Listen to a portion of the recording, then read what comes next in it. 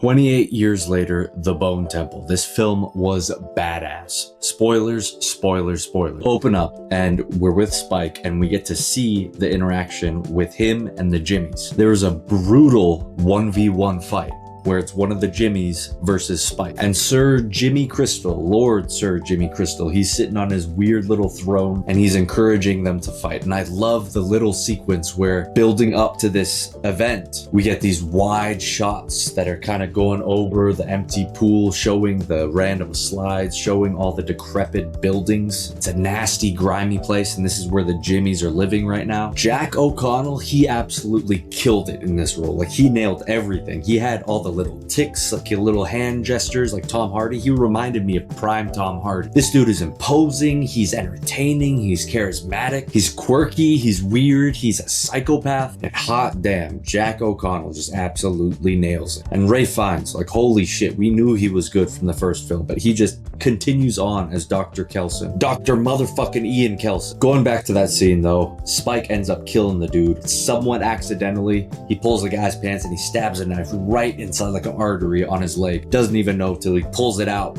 to try to kill Spike, and then he just starts spurting blood everywhere. The thing with this film, there is so much gruesome, graphic, terrible, grotesque imagery and scenes of things happening, people dying, and somehow there is humor that is thrown into it, just randomly thrown into it in the mix of these scenes where something nasty has happened, and it's like dark comedy genius. So this dude is just standing there and he starts spurting out blood and he was acting all tough and everything, and all of a sudden he starts asking for help and he's looking around at all the other Jimmies and they're all laughing at him, and it's a horror scene because he is freaking out, dying. He does not want to die, obviously. Spike is over there and he's like, what, 12 years old, watching this guy die because he was defending himself. And Sir Lord Jimmy himself comes down slowly, and there's some cool ass shots where he's in complete darkness and he speaks to this spirit, or he believes is a spirit of Satan itself, Old Nick. And from this beginning sequence, they introduce Old Nick from Jimmy's perspective, and he does this weird like praying to him, and then he's like, he's here.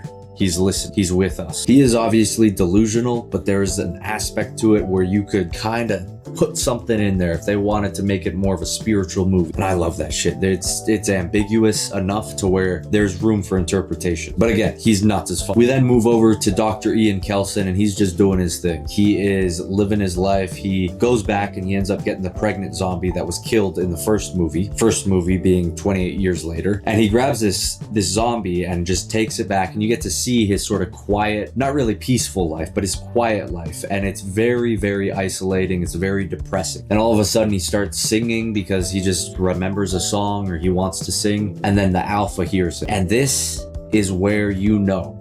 The first sequence, you know it's gonna be good, but this is where you know it's gonna be great. The alpha walks up, he's across the field, and then Ian Kelson is standing there. He has his little dart thing, has the morphine, makes him go to sleep, yada, yada, yada. So he puts it up.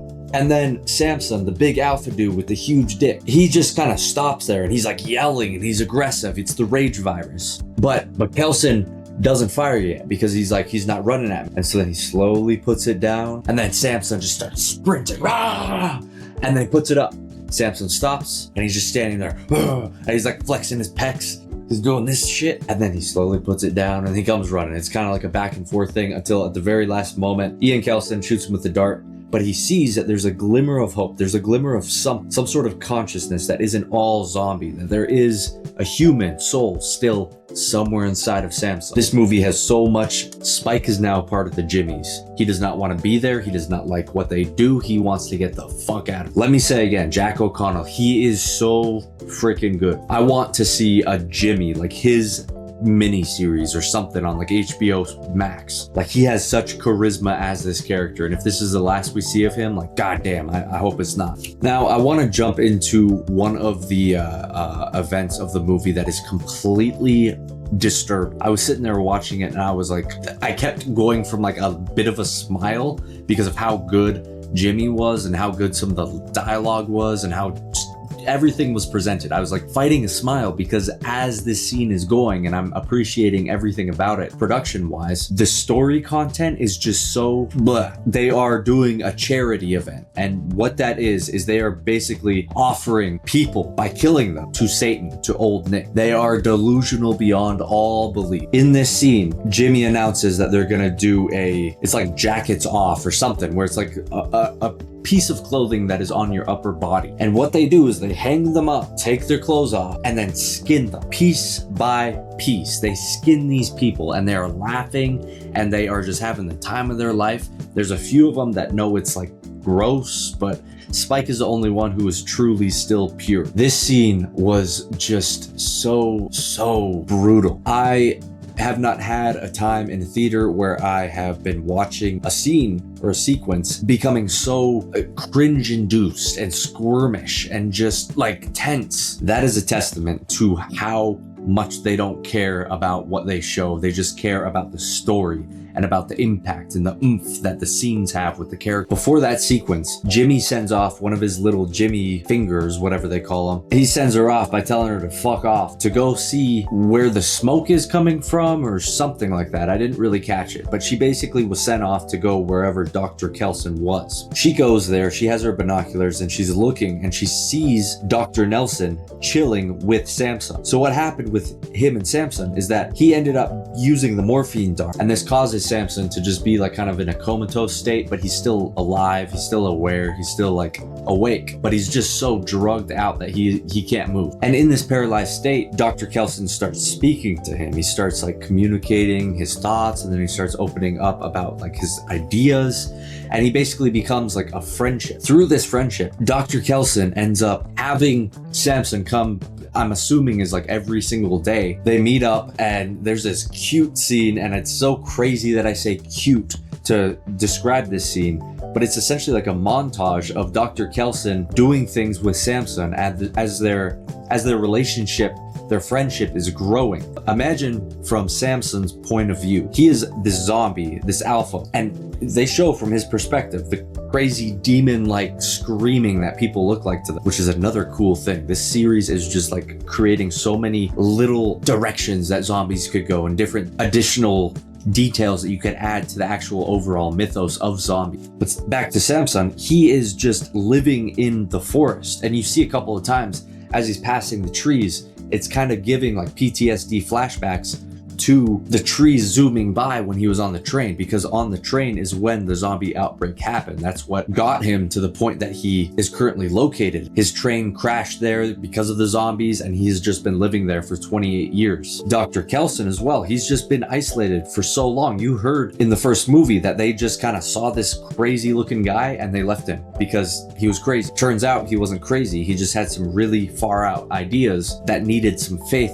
to be put into them. So these two lonely guys end up finding the most unlikely friendship, and it is the most adorable thing. It is the most innocent thing in this brutal movie. So you do get a montage, and I love the use of music in this movie. Most of the time in movies you get like 20-30 second clips of the music from wherever in the song, and then it slowly fades into the scene. It's usually used as an opener or closer to a scene. Well, this movie takes damn near the entire song and creates essentially a music video. It's not super stylistic or anything crazy like that. It matches the tone of the film, but it's something you don't see done, and it's definitely something that you don't see done well in highbrow zombie movies. It's like the most unlikely mishmash of elements and genres of filmmaking and music and storylines and characters, and it just creates the most beautiful random object. It's like at the end of the last film, you have the Jimmies coming, and it's essentially the Power Rangers. They are doing jumping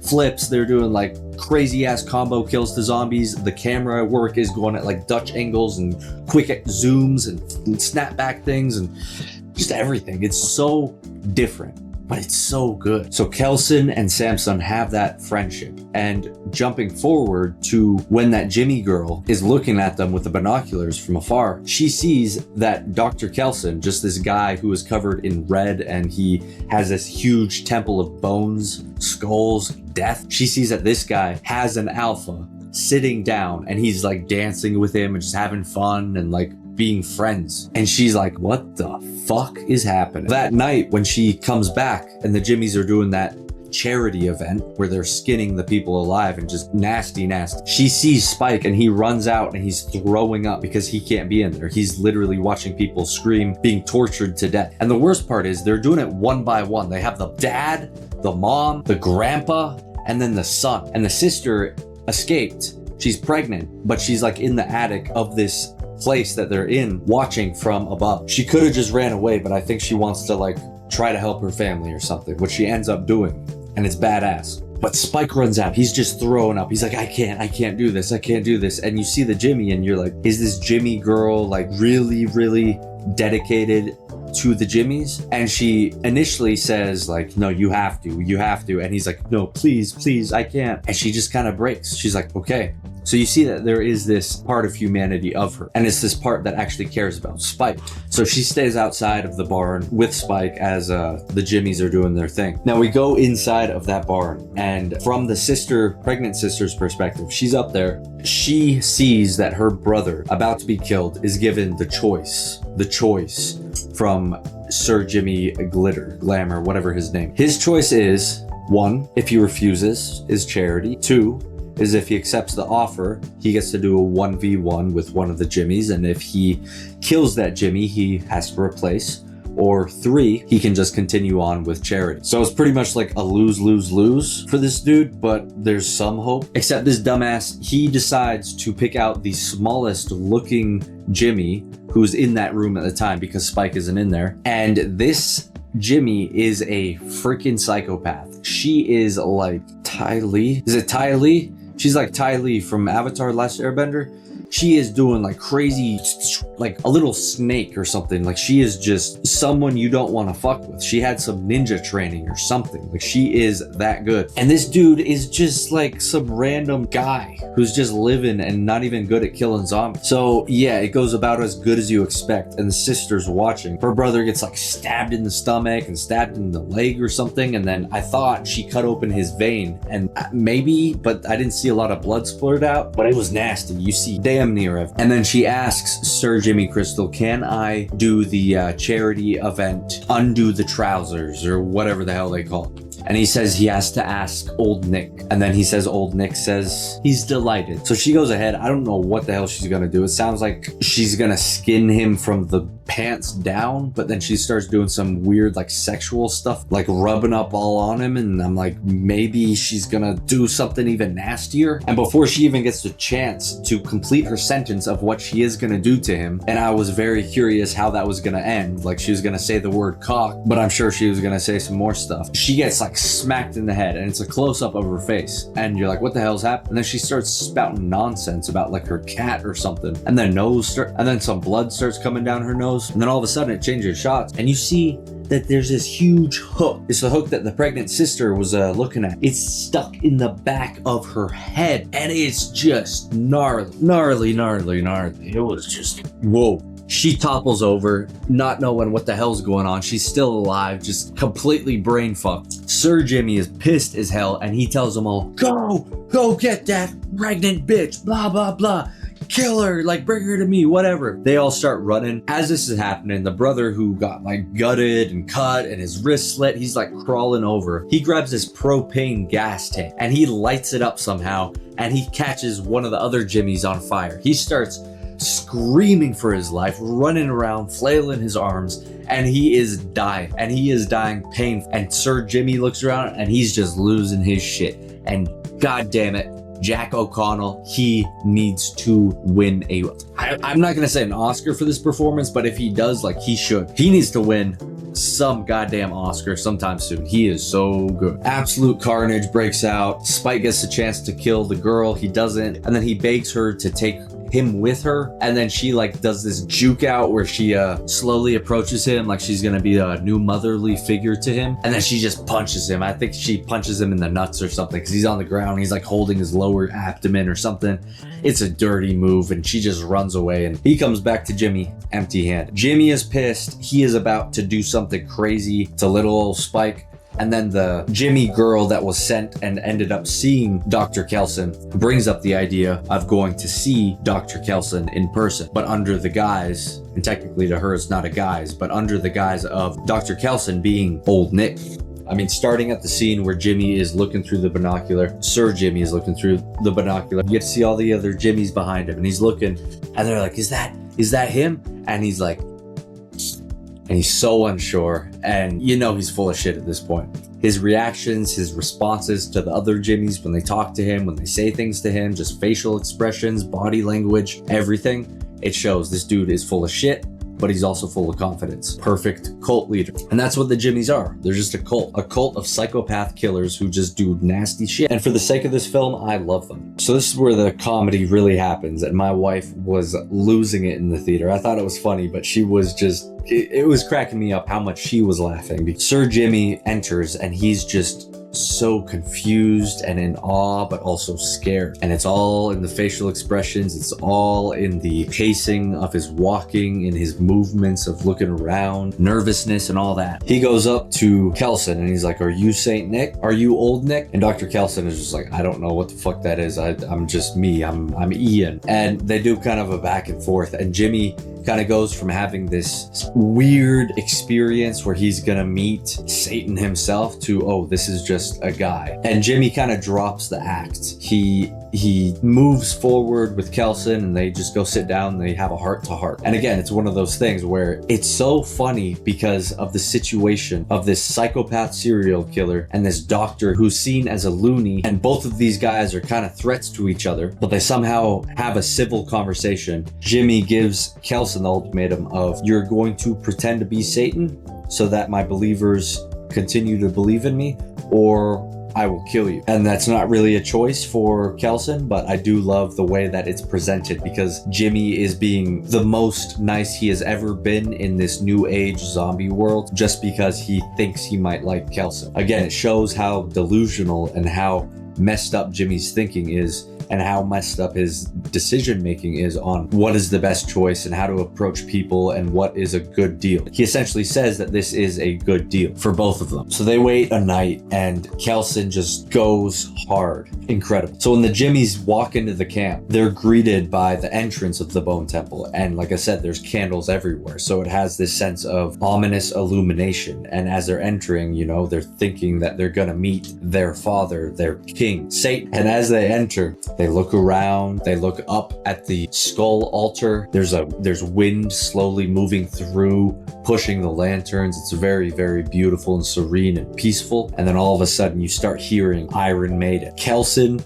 has a vinyl record player and he selected one of his records of Iron Maiden to play it as basically like Satan's intro, and he's playing Satan. And it's one of the most entertaining and funny and just goddamn amazing scenes and sequences I've seen in so many years. I was just so happy with what was on screen. It was Ralph Fiennes doing like some weird interpretive dance. He has all this makeup, like his mouth, he's dressed up as a demon, as someone who serves evil. And he's just moving around and singing and he's yelling, and they kept that in. And you get to see the reactions, and it's just such a damn well made and thought out sequence. So he does that, and then he jumps down and blows drugs in all of their faces. And I don't know what it is. I'm guessing it's like cocaine or something. They all start dancing really fast and just enjoying the hell out of their time. Kelson climbs up on the skull statue, skull altar, whatever you want to call it.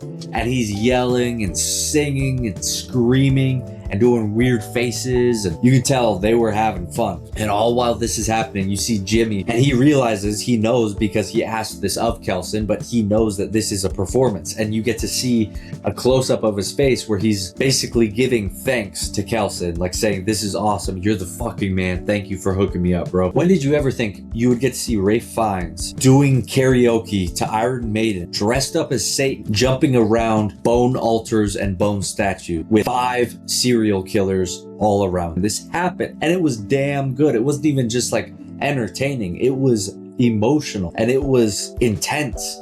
and it just had such an energy to it. The director, Nia DaCosta, she is just amazing. She did Candyman, that like remake from like a few years back. That movie was not the greatest, and I think that was because of the script, and there's a few visual effects that really just took me out of it. But the camera work in that, the direction, the acting, the pacing, like everything that you know that a director has a hand on, felt masterful, felt intentional, felt like there was a vision behind it. And this movie just goes to show, if you've got a goddamn good script and you've got an amazing director, Nia DaCosta, she is phenomenal. I am so excited to see what she does next. I cannot wait. At the end of the ceremony, Kelson is giving a speech, and he basically goes over 3 commandments that he is setting forth for Jimmy's one and all. Are the 3 things: listen to everything Jimmy says, grow the fist into 2 fists, and then 10, and so on and so forth, and to continue on with your current objective, which in Sir Jimmy's words is to continue on with charity. So essentially just continue killing people because he wants to kill people because he's a piece of shit. And so he says this, and they all say okay. And then Kelson kind of keeps looking over at Spike, and Spike is the only one who has his mask on the entire time. So he doesn't really recognize him, but he sees his eyes, and he can see, like,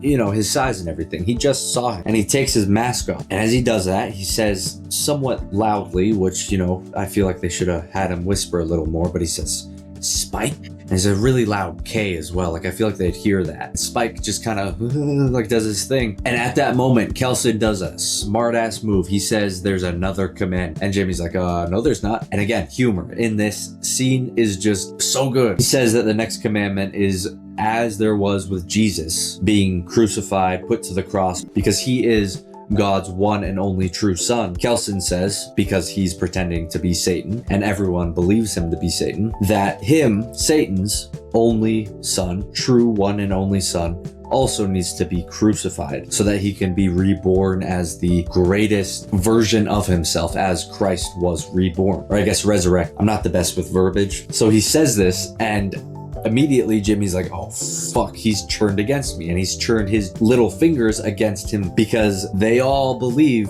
that he is Old Nick. So Jimmy does a quick 1-2 and stabs Ray Fiennes in the little, you know, rib area where he's gonna bleed out and die. He falls over, Spike runs to him, and then the other Jimmys are like gonna protect him against the Jimmy girl who ended up bringing them all there. They end up fighting, doing a quick 1-2. She kills the fuck out of them real quickly. Jimmy gets freaked out, and then all of a sudden he gasps, and then you see that he was stabbed, and it turns over Spike stabbed him with this little bitch ass Swiss Army knife. And that's about it for that scene. Ray Fiennes dies, and he has one of the most accurate deaths if you believe in souls going someplace else once you pass on from this life. And it was all done with acting, musical cues, obviously, and amazing camera work. Cinematography, Sean Bobbitt, you fucking rock, dude. The shots in this film are so beautiful. They are cinematic as fuck. Sorry, it's like 1 a.m. and I'm going into stupid mode. While all this was happening, Samson was having a recovery of his rage virus. And this was because at their last meeting, Kelson and Samson, Kelson explained that he found potentially a cure. And this was after he was gonna do euthanasia on this dude, on Samson, just because he wanted his friend to have peace and to find peace. And what stopped him from doing that, and what stopped him from killing his friend, is that Samson was drugged the fuck out, and he was staring up at the sky, and the moon was there.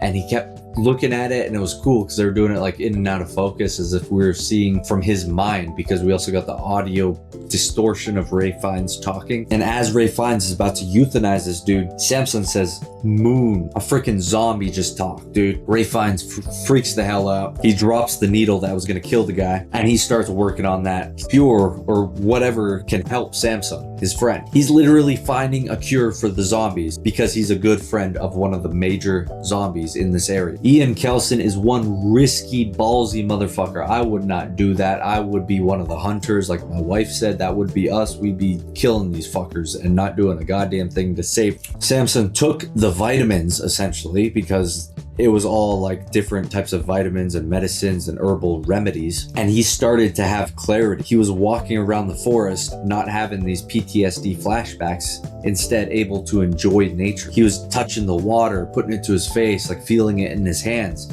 He was grabbing blackberries and squishing them and feeling them and eating them and tasting them, looking at the leaves, the sky, the sun. He was just enjoying the beauty of nature. And as he's doing this, you get a shot of a zombie that notices him. And then all of a sudden that puts the idea that, oh shit, if he's getting cured, that probably means that maybe the zombies are going to go after him again. And that raises a lot of questions for me as to how the hell does this work? Because if you're curing them, does that mean they already have the infection so they won't get infected again? Does that affect them as far as like what they have to eat, how they have to operate? Can they still infect other people who aren't infected? And if they do infect those people, will they get like a smaller version of it? It's a lot of questions that I have, and it's a lot of questions that I'll have fun exploring and looking into, because I just think this universe that is being created, this world, is one of the most interesting worlds we've been allowed to experience on the big screen in such a long time. I'm also so curious as to what the hell is going on outside of Ireland. It's in Ireland, right? But like this island, because in the previous movie, we saw these military units who were obviously very active and very well funded.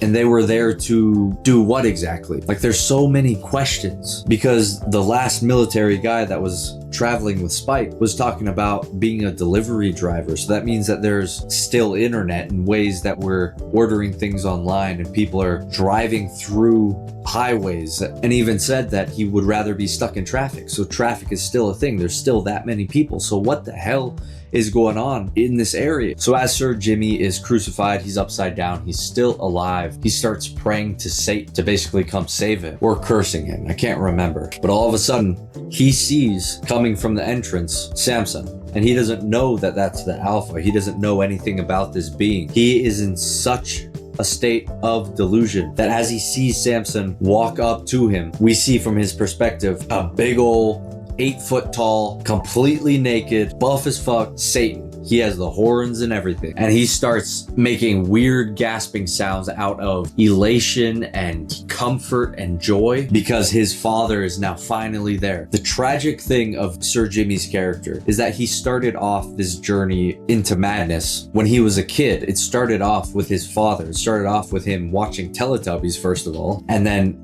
his entire room full of sisters, cousins, whatever the hell, all got eaten and killed and infected in front of him. He ran out. He went to his dad, who was a priest, or the head priest, I don't know how that works, of that church. And this motherfucker, instead of saving his son, instead of looking after his family, instead of fighting for his family, he sits there on his knees and he prays out like a lunatic that the end has come, and he's excited, and his son is there begging him for help, asking him, can you do something? Can you fucking protect? And the father's sitting there on his knees, yelling, drawing all the fucking zombies to him. And he's basically saying, you can come join me because this is beautiful. This is what we were meant to be, fucking zombies, or you can go fuck off. That's the choice he gives his son. So that's Jimmy's introduction to the infection. That's Jimmy's father. That's his trauma. And holy shit, like that would be the most traumatic thing that could ever happen. You see all the young girls and young women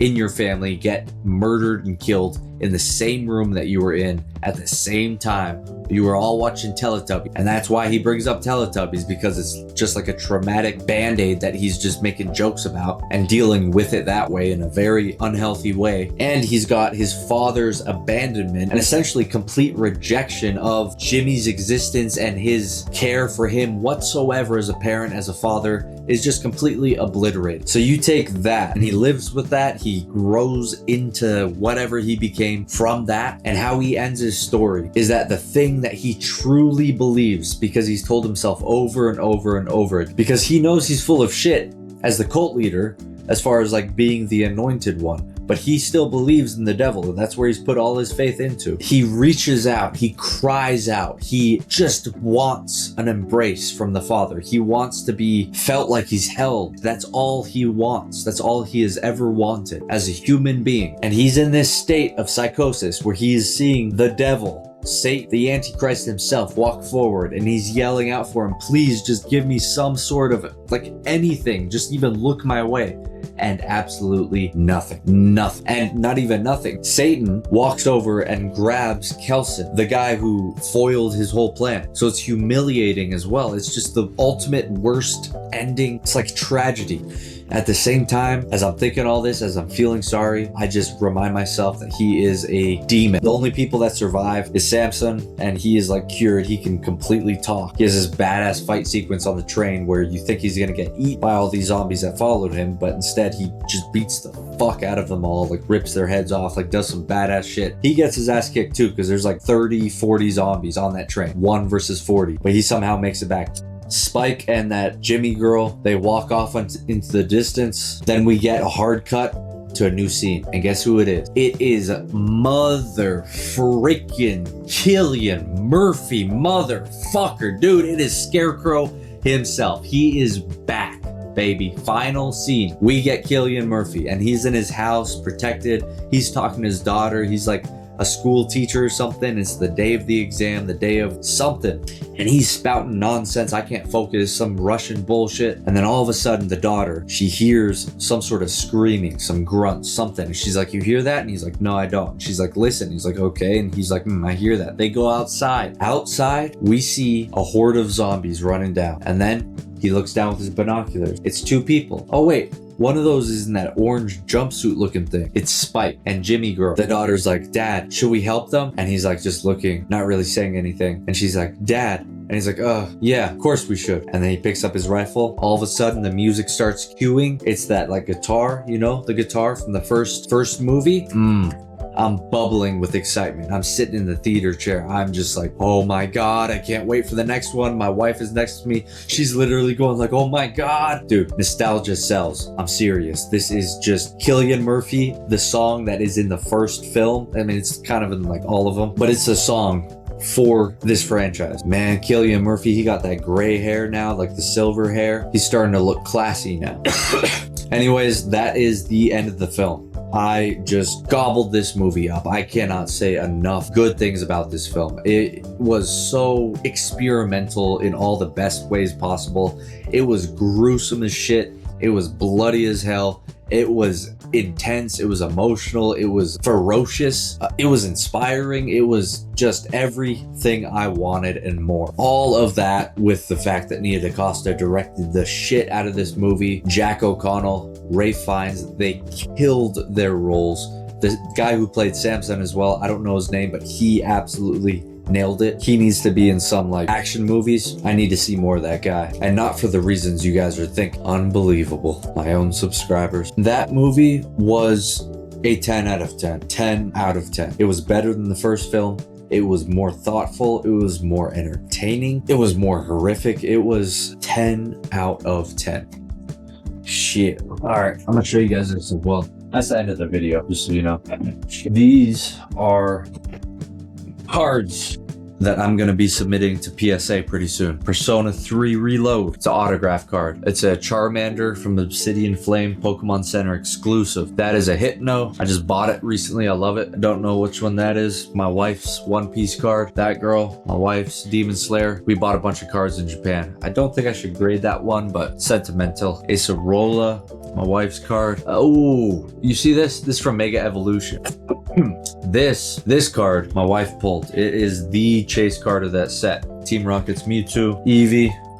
Hold on, do this. All right. Come on, man. On my nose.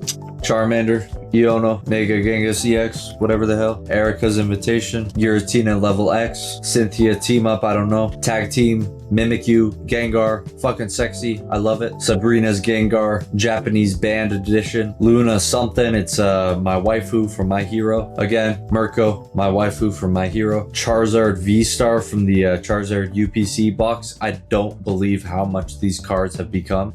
Himiko Toga, again, my waifu from My Hero Academia. Sexy ass Neo Discovery, Umbreon Hollow.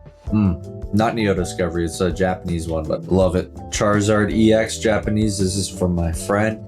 Pikachu promo from Japan, I don't remember what it's for. For Alligator, Prime, I love it. I collected the hell out of these cards when they came out. Giratina V-Star, this is the Japanese version. Umbreon Darkrai, this is an amazing, sexy card. It's a promo, and again, I don't understand how much these are selling for. It's unbelievable. Misty's Favor, Japanese version. Charizard V from Brilliant Stars. It's the Japanese set. I don't know what the set is called. Gengar Master Ball. This is from the 151 Japanese set. 151 Japanese set was the only 151 set that did Master Balls. Japanese Bubble Mew. We bought this in Japan. You can see how much we bought it for. Another Charizard EX. This one is in English, so it's going to be worth more if it gets a 10. Cassiopeia. This is my waifu because she loves Umbreon just as much as I do.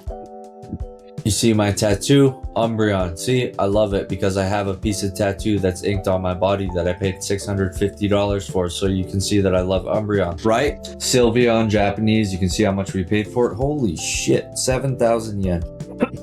And this is my wife's waifu, husband do, I don't know what it's called. This is a Eevee from Radiant Collection. I freaking love this. I think Lily is holding Eevee. I can't tell. It's cute as shit though. Team Rocket something. It's in Japanese, so I can't read it, but I saw a Team Rocket waifu looking girl and I was like, hell yeah, I'm gonna buy that. I think this is like what, Raging Bolt, I believe.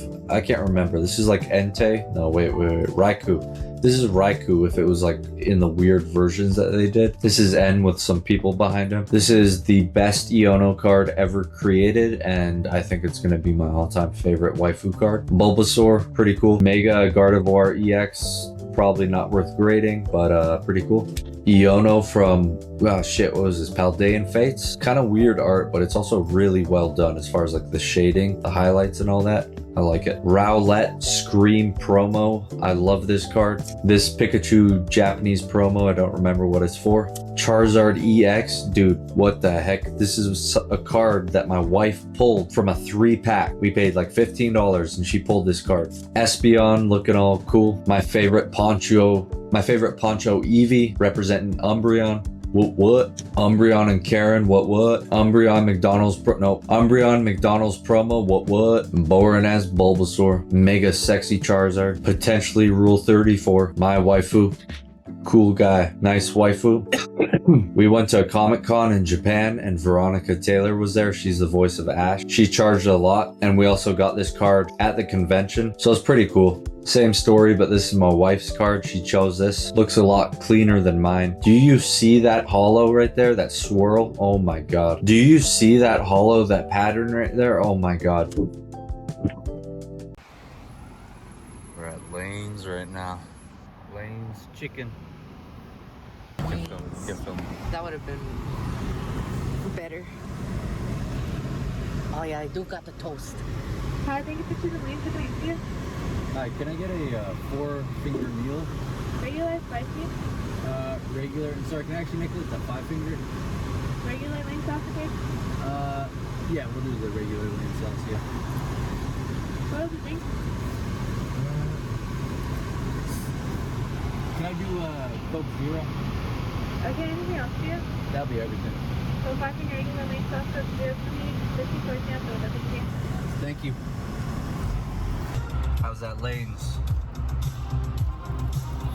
It's good, huh? It's good. It's good. Wow. Look at all the cars. Wow. Woo! Do it louder. All right, now do it. You gotta do it louder. Nah, that's loud enough. Louder?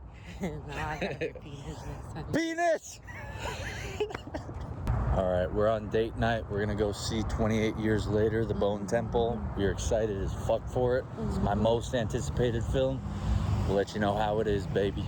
Oh, Zooey Mama, baby. We are gonna see this bitch. No, me. Oh shit, guys. We are in it. We just finished the movie. It was damn good. What would you rate it? Amazing. A 10. 10 out of 10. 10 out of 10. Alright guys, quick update. It's like 2 minutes later and we're actually like kind of scared. Damn, son. Oh my god. It could just like fall. We could just... Don't say that! that?